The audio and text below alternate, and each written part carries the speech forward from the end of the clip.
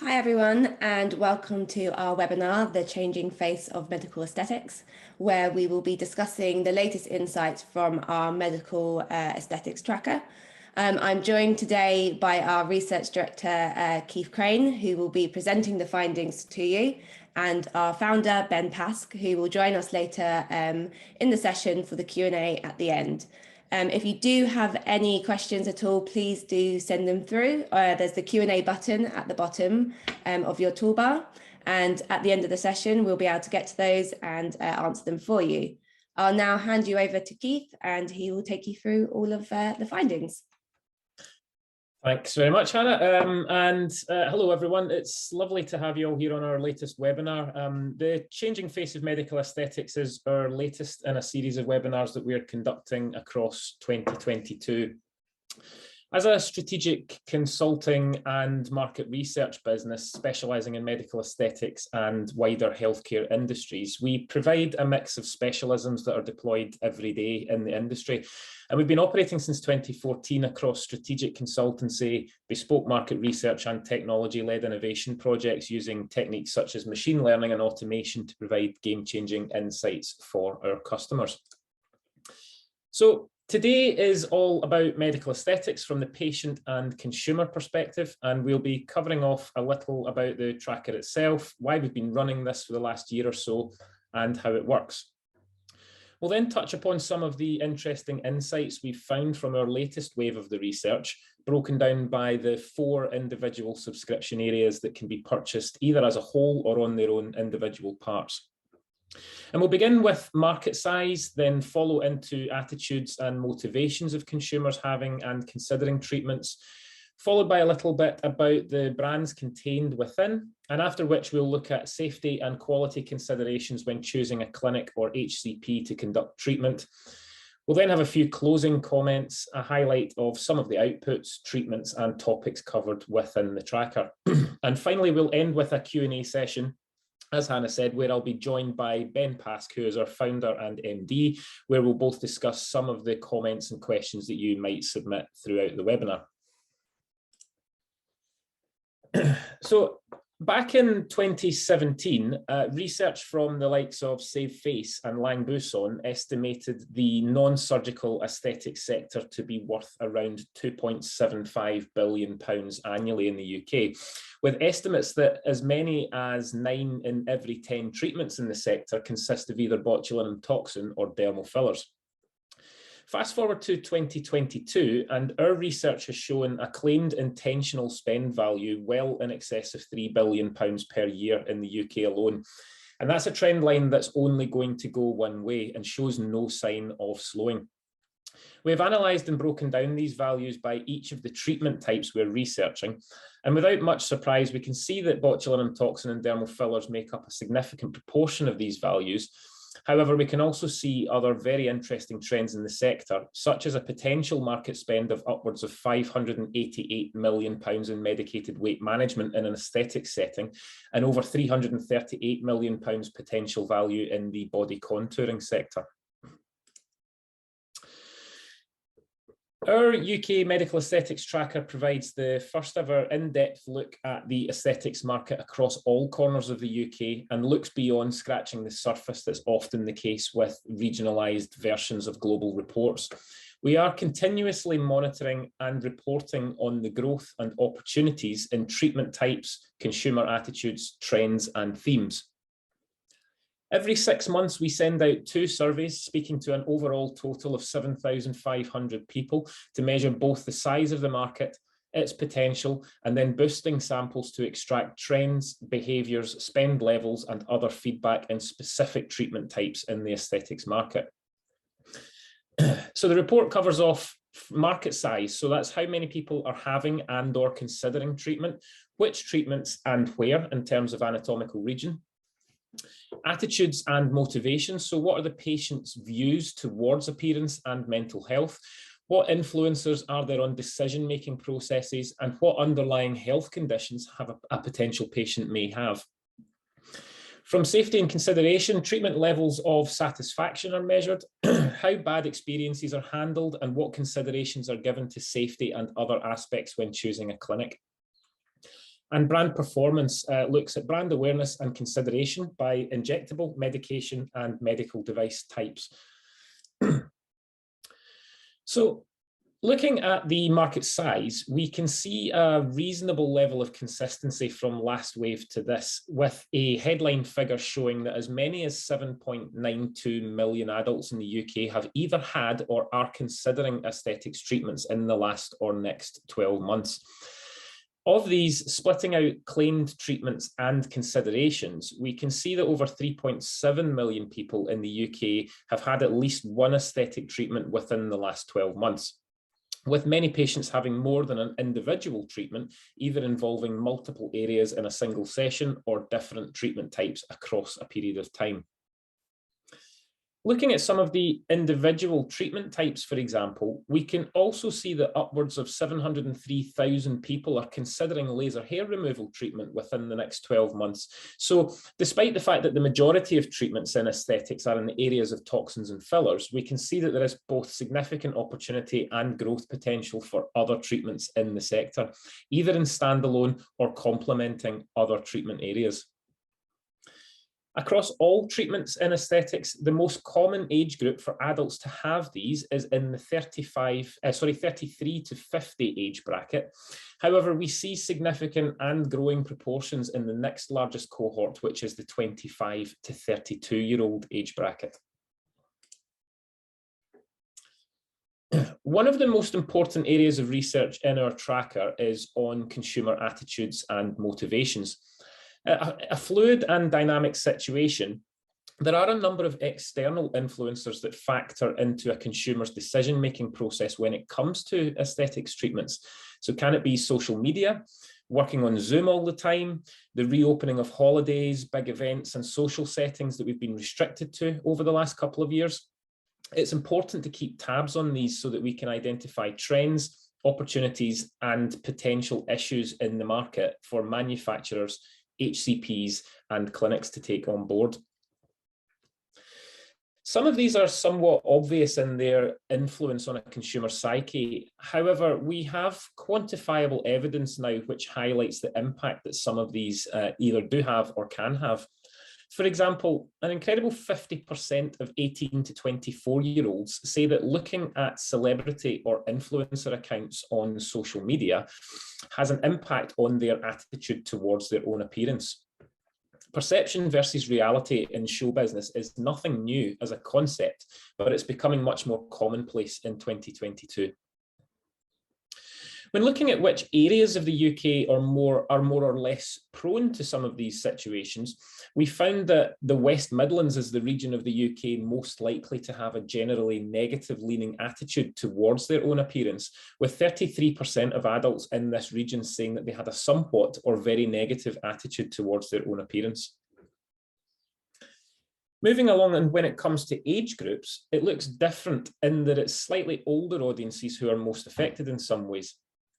In fact, 71% of 41 to 50-year-olds say that seeing themselves in video calls or photos has an impact on their attitude towards their own appearance.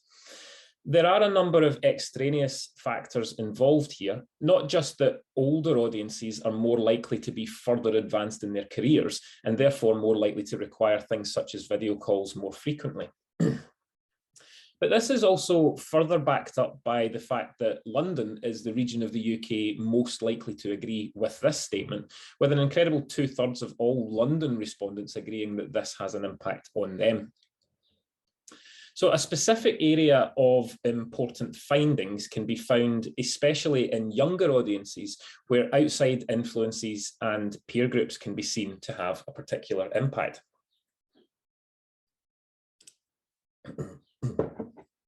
Now, before we look at the younger audiences I mentioned, it is worth mentioning that a rather alarming 27% of the adult population claim to have a negative attitude towards their own appearance, which is notably higher amongst females, with over 1/3 of the population having a generally very or somewhat negative attitude towards their own appearance. However, what is of some concern around the use of social media, celebrity and media influencers And this has the biggest effect on under 25s, with actually 37% of 16 and 17-year-olds and 33% of 18 to 24-year-olds feeling this way. And in a way that highlights the link between generally negative attitude towards personal appearance and mental health, we can see this disparity in younger audiences in a more potent way. 23% of the adult population would rate their current mental well-being as poor or very poor, and rising to 37% of 16 to 17-year-olds and 33% of 18 to 24-year-olds. Interestingly, there is a direct correlation between mental well-being and underlying health conditions. We see, for example, that those who suffer from chronic conditions such as back, joint, muscle pain, osteo or degenerative arthritis, gastric reflux, etc., are notably more likely to have a generally poor mental well-being.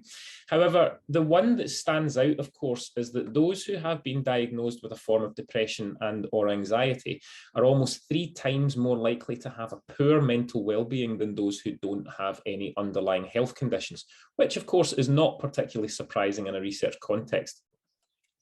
However, in a direct correlation, we see that those with the conditions I've already mentioned, plus diabetes, gout, and urinary incontinence, sufferers are notably more likely than those with no underlying conditions to be considering aesthetics treatments in the next 12 months. But as I mentioned, depression and anxiety diagnosis is a major driver in body confidence, mental well-being, and attitude towards one's own appearance.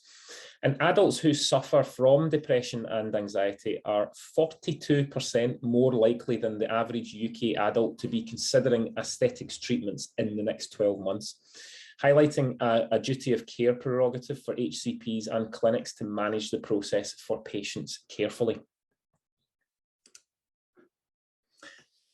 In our research, we ask a number of questions about situations, settings, and scenarios that give rise to a driver for specific aesthetics treatments. Some of them surprising, certainly, but others that are very clear in our understanding of what drives patients to take up treatment. For example, within the toxins market, we see that to improve my self-confidence is a main driver for getting botulinum toxin treatment, with 84% of patients who had received this treatment within the last 12 months stating it as a motivator to receive that treatment. And in medicated or injectable weight management, whilst self-confidence is an important driver, we actually see here that improvement of diet and exercise routine is the main motivator, as part of a wraparound holistic well-being approach to weight loss. In fact, 76% of patients who received this treatment type in the last 12 months said that they had treatment to improve my diet and exercise routine.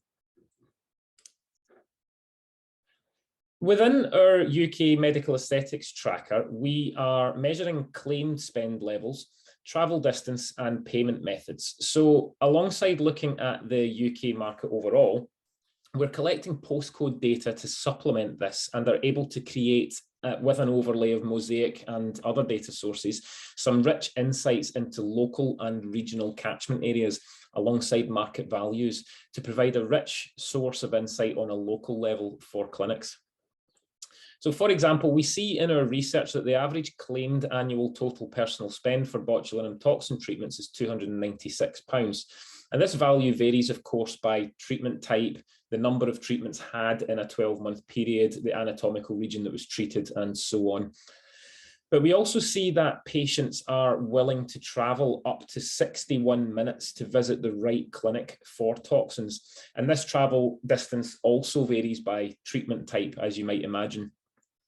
So having this information and overlaying with consumer profiles, Mosaic data, and other products in our portfolio allows us to then calculate both the catchment area market value and population size for target clinics. When it comes to choosing a clinic or professional to conduct a patient's treatments, there are a number of factors that patients take into account prior to making their choice. And in times gone by, as hard as it might be to believe, we have seen that price was often more of an important factor than reputation or standards and the qualifications of the injector or clinician when it came to choosing where to go. But this price-driven race to the bottom, whilst not completely dissipated in some markets, has moved thanks in part to the work of the industry bodies, government reviews, and news and media coverage in recent years. Some evidence certainly to back up the calls for more stringent regulation of clinics and professionals in the sector, which shows that not only is it needed, it's also wanted by the consumer. For example, we see that 76% of patients agree that it is somewhat or very important that the place they choose for their aesthetics treatment is CQC registered. This figure, of course, is a little bit higher for prescription medicines and complex treatments, as you might imagine. But we also see that clinics must place emphasis on excellent service and brilliant customer care, with 82% of respondents agreeing that it is somewhat or very important that the place they choose for aesthetics treatment has good reviews. And we can see the level of importance that clinics should place on this. 78% also agree that it is somewhat or very important that the people offering the treatment are trained medical professionals, which is a significantly higher than the figure of 61% that we see given to beauticians across all treatment areas. And finally, we also ask about which factors would have an impact in preventing treatments from proceeding, preventing patients from proceeding with treatment. And we see that 74% of respondents stated that ethical standards of the clinic or individual administering the treatment would be influential in this decision. Now, in the brand performance section, amongst other things, some of the stats many of you will be interested to hear is in levels of brand awareness in the market, both spontaneous and prompted.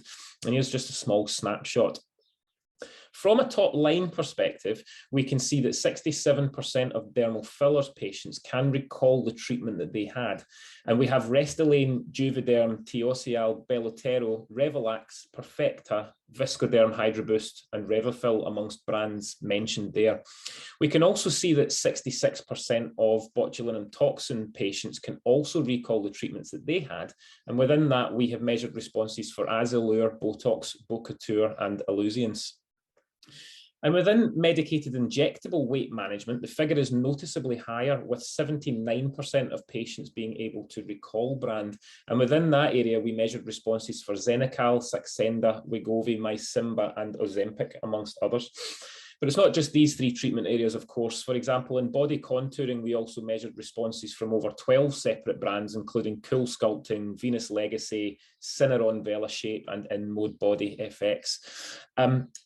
That's prompted awareness, but from an unaided or spontaneous awareness perspective, we can see that 37% of patients were able to recall relevant dermal filler brand names that they received treatment for in a spontaneous way. Now, I mentioned earlier in an earlier slide about how our UK medical aesthetics tracker can be blended with other data sources in our portfolio to create a rich source of insight for clinic and local market intelligence. By blending these offerings, manufacturers can have a potent commercial and marketing tool that provides data at a level of detail which is unusual for this sector. To highlight this, I'll just show you an example of a clinic from our aesthetics clinic database, which can showcase a variety of metrics, some of which are shown here. On its own, we know this is interesting, but what do I mean by blending this information with the medical aesthetics tracker data? So I'll show you what I mean. This may be a little hard to read on the screen, but we'll send it afterwards. But by collecting postcode information on the tracker and overlaying it either with mosaic profiles or even your own profiling segmentation work, we can create a catchment and spend map and potential market size for target clinics. This could be used as a great marketing tool, for example, for manufacturers to supply to clinics, assisting them with their own marketing and customer acquisition strategies. And what you see here is, of course, dummy data. However, by blending data from here, the tracker, the Office for National Statistics NUTS-1 population estimates, and drive time mapping technologies that are plugged into census data, we are able to create an excellent source of business intelligence for manufacturers, account management teams, marketing departments, distributors, and clinics themselves, highlighting what the maximum potential audience in catchment area is for treatment types alongside the catchment area value. So in terms of the market tracker itself, these are some of the metrics that we are measuring alongside a number of others, including, for example, insight into progression into surgical treatments. We measure treatments including rhinoplasty, facelift, hair transplant, liposuction, tummy tuck, breast augmentation, reshaping or reduction, ear correction, eyelid surgery, and so on. So we do in fact have hundreds of separate measures in this market, and all measures are analysed by demographic data, including age, gender, location, and income, and is available on a 12-month subscription license. So I hope you've enjoyed what you've heard in our webinar today, and you can see the benefits that this first of its kind UK medical aesthetics tracker has to offer. And this slide deck will, of course, be sent round after the webinar. But if you'd like any further information on this, whether it be about your brand specifically or in relation to the wider market, metrics or costs for subscribing to the data, then please get in touch. My contact details are at the end of the presentation. So that's us at the end of the presentation just now. I'm going to be joined now by Ben Pask, who is our founder and managing director here at Rare Group. And between us, we've got a fair amount of experience in this area, so we should be able to answer some of the questions. So I'll bring Ben in just now and pass over to Hannah as well. Hannah, has there been any questions coming in during the webinar? Yeah, we've had a few come through. So we've got one here that says, you mentioned celebrity/influencer accounts on social media has an impact on attitude towards a patient's own appearance. Mm-hmm. What other influences did you see coming out of the research? So we measure this from I think it's around about 15 or 16 different variables that we're measuring in the survey out of that particular metric. And whilst that one came out on top, some of the other metrics that had reasonably high impact levels that I can think of off the top of my head are actually still social media, but actually social media accounts of friends and family and people that they know having a direct impact on that. I think that probably the old analogy of people living their best life on social media obviously has an impact there. In general, advertising is an obvious one that's mentioned. Not necessarily, I can't remember off the top of my head specifically around TV or press or anything along those lines, but general advertising certainly has an impact. TV itself was an interesting one that had some impact. Reality TV shows in particular were mentioned by some respondents, as well as fictional TV programs and movies as a result. But some of the other interesting ones is actually what people say to respondents has an impact on how they feel. So one of the things that we measured that we picked up some interesting responses on is actually what family and friends networks look and say about those respondents themselves. So there are a number of different factors that have an impact, but certainly the most powerful one that was mentioned by the most people was around celebrity and influencers on social media. Yeah. Okay, great. It's usually it's usually quite an interesting combination of various factors, isn't it?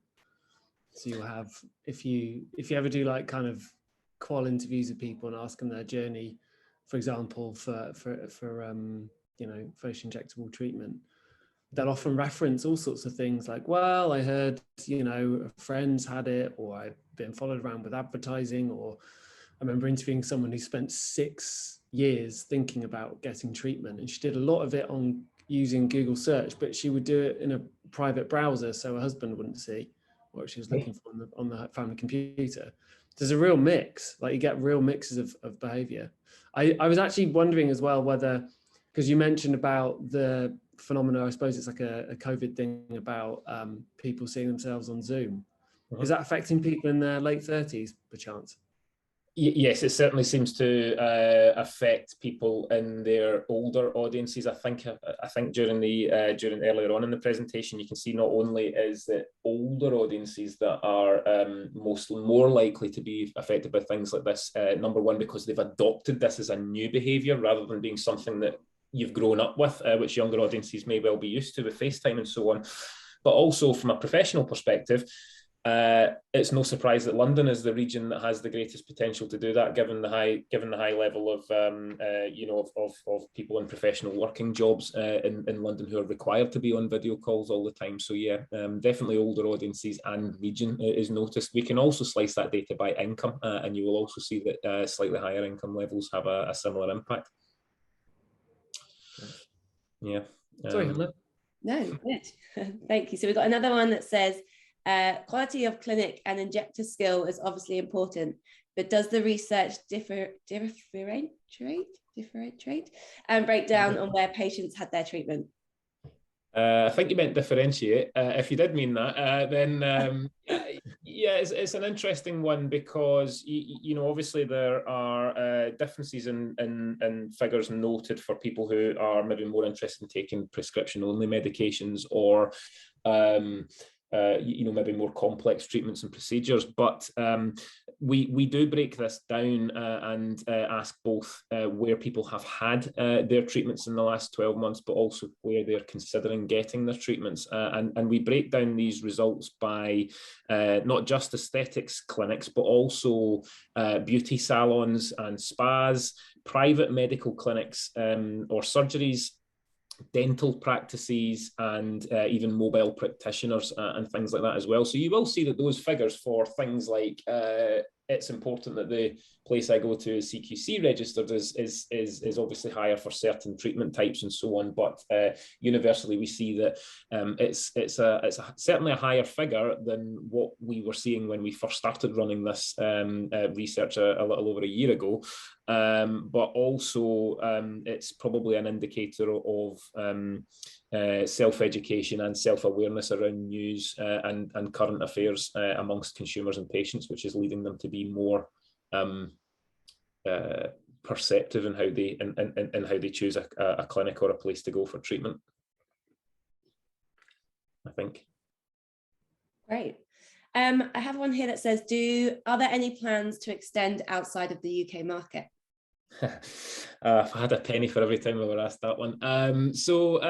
Yes is the answer to the question. We have plans in place in a more short-term perspective to roll out to the big five markets in Europe.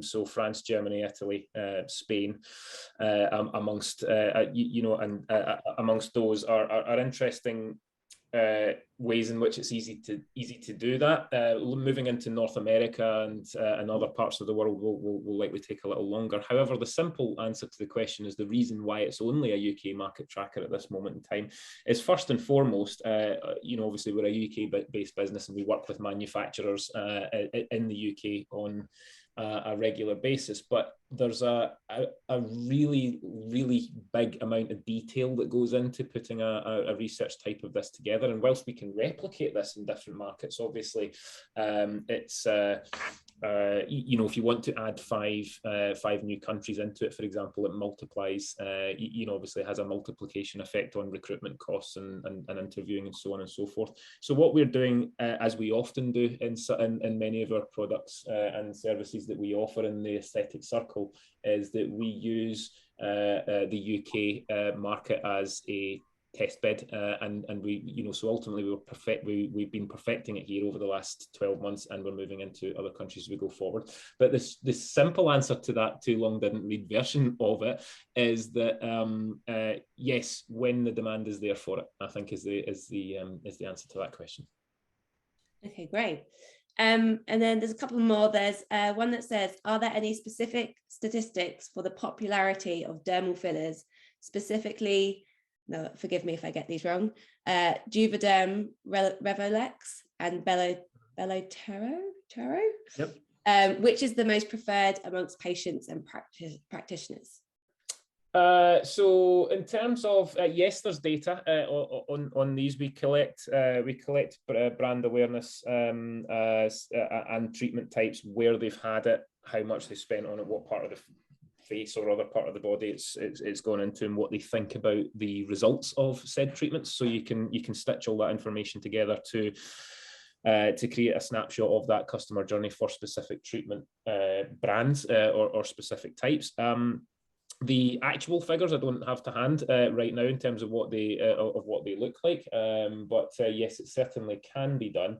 And I think the interesting point and note around it is that it's a piece that is more easily doable for specific brands. Some of the brands that you mentioned, it's easier to do than others because sample sizes are higher and lower depending on the market share and volume of those particular brands and treatment types. But yes, absolutely. When you subscribe to the data, you give us a brief basically on what you're interested in, what you want to see, and we build out custom reports around that will help you. So yeah, dermal fillers certainly, toxins certainly, medicated weight management and body contouring certainly. Other treatment types, it depends on the sample size as to what level of detail we can go down and into. But we boost, so we conduct this market research every 6 months, and the first thing that we do is take a general nationally representative state of the nation type poll, which allows us to look at potential market value, market size, forecasting, so on and so forth. But we also then deploy significant boosts on the treatment types that allows us to be able to drill down in much greater detail on those brands. So yeah, hope that answers that question. I'll just pick up on that as well, just on the healthcare practitioner side of it. We actually collect that in an automated way with a different product that we haven't really covered on this session, but we do have the ability to look at which brands that clinics and healthcare professionals will prefer. So we are able to do that too. Of course, I just ignored half of the question, which I didn't answer. Oh, it's fine. Apologies. You're doing a fabulous job with the other half. Great. We've had a couple of questions come through about the skin booster market. So one says, what is the scope for the skin booster market? And the other is, do you have any statistics on the market growth for the skin booster market, i.e. Profhilo? Profhilo. There you go. You want to take that then? Yes, well, there's various brands covered within it. So, you'd naturally pick that up within the brand recall question as it comes up. I'm wondering whether, Keith, is a couple of skin booster brands listed within the aided awareness questions that we've got in there? I suppose asking a very specific question when there's millions of data. I think you told me there's 2 million data points for this, aren't there? Yeah, there's a lot. So yeah, if you can remember that off the top of your head. Yeah, what's probably more an interesting thing to do is, yes, there are a couple of brands listed within there that is worth looking at. But as I've mentioned, the data tables are enormous. What I will probably do, if whoever submitted the question's all right with it, is we'll follow up with you on that one off the back, because I'm afraid my brain doesn't store as many information points as all the ones that are in the data tables. So I'll refresh it and I'll load up the data tables and then recharge my brain and reply later on, if that's all right. But yes, we do cover off some of those interesting brands. What we also cover, of course, is sentiment and propensity to take up new treatment types within the next 12-month period. So what we do is obviously compare wave on wave which treatment types, which brands, which considerations are growing over time, what's staying the same and what's dropping back, so that we can see that if specific treatment types consideration is rising by 3, 4, 5, 6% across wave on wave, you can see that, okay, one singular wave on wave might be seen as an anomaly, but if you start to look at it over a course of a year, 18 months, 24 months, so on, and it's continually growing by a percentage point, 2 percentage points, whatever it might be, then obviously we know there's a trend there. One of the things you can also cross-tabulate with and cross-reference with is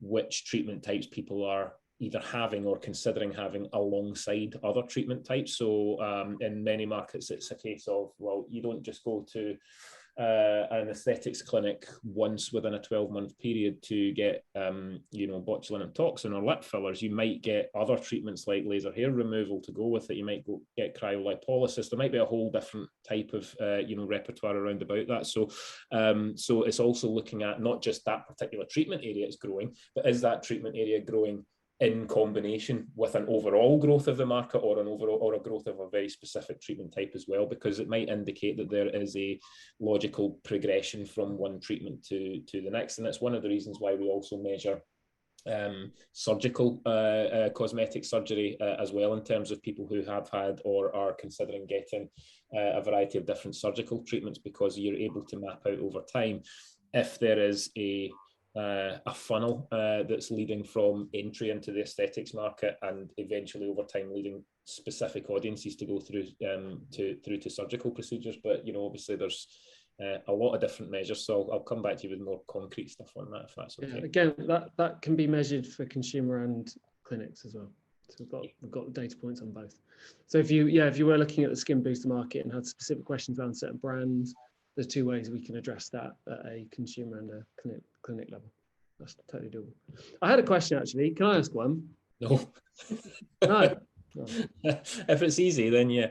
Yeah, no. I mean, it was just one that when you were covering it earlier on, there was the stats in there about how there's a sizable proportion of consumers who would travel for an hour for treatment. I sort of sat there thinking, well, in London, that's the equivalent of just going, I don't know, from Crystal Palace to, I don't know, Dalston. It's 8 miles or so.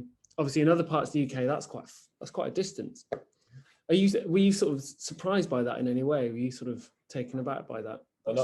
Not particularly. I think there's two things to mention and unpick from that, what you've just said. The first was around the particular treatment types. The average travel distance changes depending on the treatment type. We've seen some as high as people willing to travel as high as 90 minutes for particular treatment types in certain circumstances. But it comes down to, number one, what treatment is it, how specialist is it, and what availability you have in your particular regions. But you and I are slightly different in how we view these things. For example, as a Londoner yourself, traveling 8 miles probably seems like going to the other side of the moon, in some circumstances. But up in places in the north of England, or in the northwest, or in Yorkshire, or even Scotland, where I'm from, it's a question of everybody drives everywhere, and it's much more common to travel longer distances. So it's not about the distance that people are willing to travel, it's the time it takes to travel. So, for example, if you can, in London, if you can cover off 12 miles in 60 minutes, you're maybe doing quite fine for yourself. But where I live, you can cover off maybe 40 miles in 60 minutes. But it depends on where you live. Obviously, if you live in a city, you're less likely to travel longer distances, because you're likely to have more of a choice of clinics, more of an area of specialism, and you're likely to have one that's closer to you. However, if you live in the suburbs, semi-rural locations, or you live in small towns, or small or large towns, but not cities around the country, you're more likely to consider traveling a lot further, because you may have a clinic in your local town or your local area, but you might have a shortage of choice. And when it comes to very specific treatments, we are seeing in the research, people are getting more and more picky as to which clinics they choose to go to. And for many people, results is everything.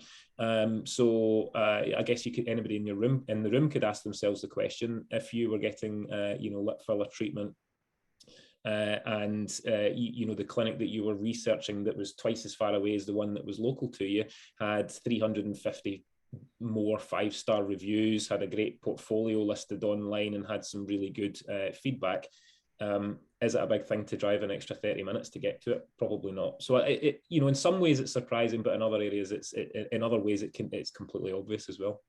Yeah. Great. Okay. Great. Well, I think we should wrap up the Q&A there. If we haven't been able to answer any of your questions, we'll follow up with you following the webinar. As Keith already mentioned, the presentation and the recording of the webinar will be available as well to watch once we're over. And I guess just to let you guys know that we're doing our next healthcare webinar will be on Tuesday, the 5th July. It's focusing on medical wellness, and we will be co-presenting with Claire Reach from Novo Nordisk. So please keep your eyes peeled for that invitation for when it comes out.